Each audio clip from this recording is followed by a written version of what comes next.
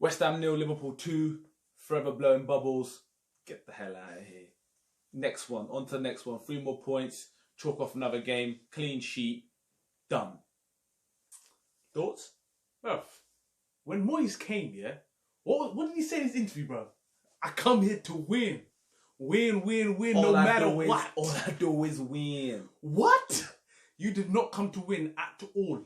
Look, if you're a West Ham fan, you finish work on a Wednesday, you think, yeah, I'm going tonight to watch the game. Is that what you come to watch? I'm sorry, but that was shocking. Like, there's being negative and there's being, like, what, defensive, yeah? But there was no outlet to go that was I understand, yeah. They got beat by West Brom in the Cup. They got tucked by Leicester in the league, yeah. And then obviously you got Liverpool to play, and you got to play them twice within a month, yeah. So I understand all those bits and pieces or whatever. I know it's a tough ask, but I just, for the fact that you go there, people pay good money to go and watch them games, yeah. Season ticket holders. It's like you said, it's a Wednesday after work, getting on the train, getting there. You want to see something, and to see like 11 players halfway in West Ham's own half, like all 11 players at one point, I could see them all, and I'm just thinking to myself, what is that? Like, it is hard. It must be hard to be a fan to watch that. Like, it's so negative. And the thing is, they had their chances, but when they had to go, and that's not us. That's really not us trying to be arrogant. Nothing like that. I'd actually asked a question to West Ham fans or watchers, or even neutrals. Like, is that acceptable for you as you go in there to watch that? For me, it's like they didn't look like they were going to do anything. Let's be honest. Yeah. And then, like you said, they had those half chances. And there was one that fell to Lanzini, and you think, you know what, you should have connected that better. But you just didn't think they were going to score. I didn't feel like they were going to do anything. And like, there was like Liverpool just in neutral, bro. They weren't even getting one. Massive credit to Liverpool. Obviously, being Liverpool fans, and obviously it's brilliant for us. And to go into a game like that where a team sat behind the ball, Origi done really well to manoeuvre that penalty. I'm actually glad they gave the penalty, because if you actually look at it, you do think, oh, keeper's not too far away from him, so you have to do well to score from there. So definitely a penalty, and I'm glad they got that. And obviously Salah stuck it away. But that's where Liverpool are different. They'll find a way. They've got different outlets, and they'll find a way. When 11 men are behind the ball like that, also 10 players in the keeper, everyone's behind the ball like that. It's very tough, and it's brilliant to open them up. But it did feel like a training game. It did feel like a bit of a pre-season feel to it. Thing is that, like, you know, there's some games that I see teams that play this kind of way and have their plan to counter-attack, and sometimes you feel nervous towards getting into the game. You think, if they sneak one. I didn't get that feeling today. I want to see if other Liverpool fans got that feeling, but I just did not have that feeling at all in this game. Like you said, it was quite comfortable. We're really happy that it was comfortable, because that's what you want right now.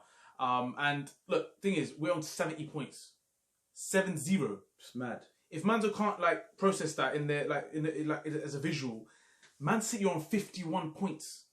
And we're on 70. Like, that gap is just ridiculous to even be in this situation right now. So I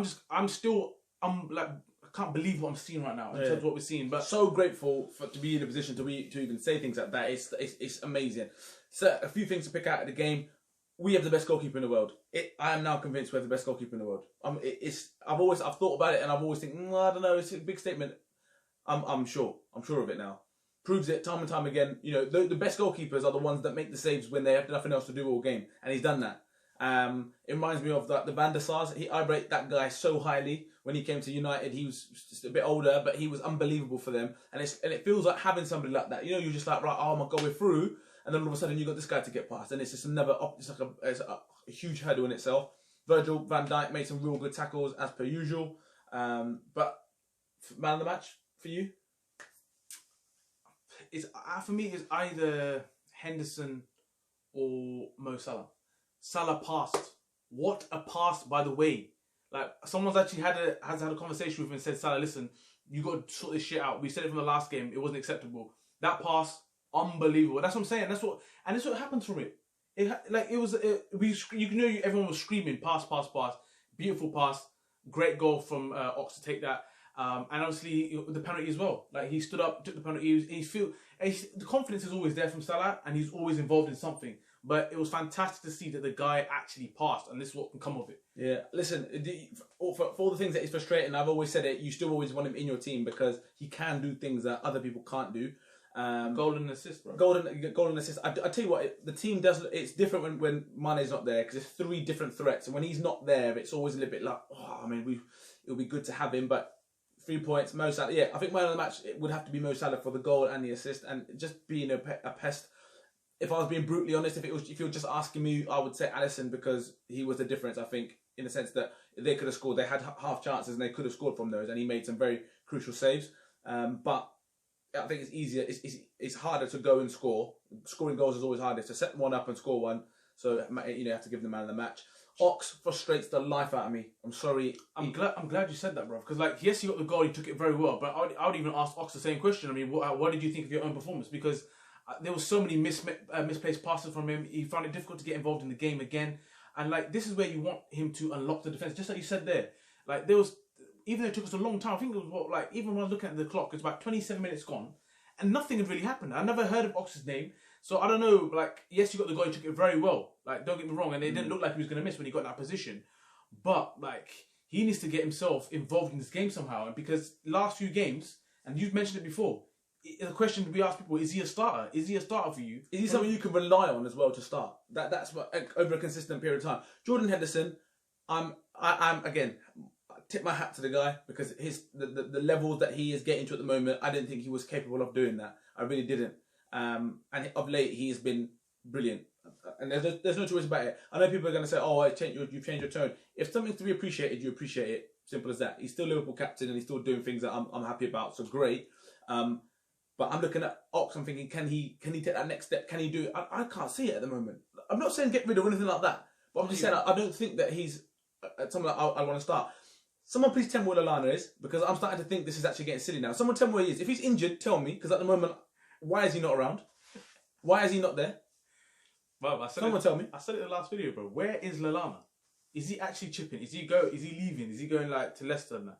Because if he is, we need a replacement. He ain't been in the squad for a hot minute for the last 3-4 games. And these are in the squad, bro. These are the games that you'd think, boom, starting. But, exactly. That's just another question to ask. The one person who's going under the radar right now, and who is performing at serious levels, is Gomez, bro. Aye, another clean sheet. He's a beast out here. Right, and the way he just runs past people and just collects the ball and just does his thing and goes into tight gaps and that because he backs himself. My question at the moment would be to people out there and neutrals and Liverpool fans: if Virgil van Dijk's 75 million, if Maguire's 80 million, Stones is 50 million, how much is Joe Gomez worth into today's market? It's a very good question, man. Because if you're gonna compare them sort of numbers, and you're going to look at, as I said, Stones, Otamendi, these are the people that you pay big money for. Maguire, for me, Gomez would have to be England's starter now. Would have to, wouldn't he? He'd have to play centre back for England in the Euros, I think, if he carries on this form, if he can stay fit. Walker was 50 million. I'm just trying to think, how much what is his worth in today's market? 100% see what you're saying, and I don't want to take anything away from Gomez here. But even if you put Soccer Papastatis from Arsenal next to Virgil van Dijk, I'm sure his price tag would be plus 15 to 20 million, bro. We'll see. Well, that's just, it's a question I put. I'll be interested to hear what people have to say. Listen, to wrap this up, it was actually an easy night's work. There was a few little scares in there where you think, ooh, and the keepers made some good saves. Again, we could have scored a few more goals, but that's 3 points. Moving on. Finally, the games are levelled up. I would like, just a passing note would be, I'd be interested to find out what people think about Klopp's stance on Shrewsbury and the youth team and him not being there. Personally, I'm okay with it. I don't really mind it too much. I think, what's your thoughts on that? I completely agree with people saying that, as a Liverpool manager, you should be there at the game. It's quite surprising. But at the end of the day, he's trying to put a stance on what he's trying to do. I think if you want to take this winter break seriously, it's a break. It's not like just a call the break where you just play some games and call it a break. If you want to call it and make it a proper break, I think I get his stance. And I think if managers back him, then you'll see this winter break actually being taken seriously. So I get that. But I'm not liking this whole the manager's not going to be there. But at the end of the day, if he's been promised a period of time off with his team, then I'd love to hear people's thoughts on that, because I know that it's split at the moment, and I know people are saying it's disrespectful. Some people are saying, listen, if you want to make this thing work, then you've got to kind of back it to the hill. So I'll be interested to hear what people think. But let us know what your thoughts are. Obviously a good night's work. See you at the next game, but don't forget to share, like, subscribe, and comment. Peace.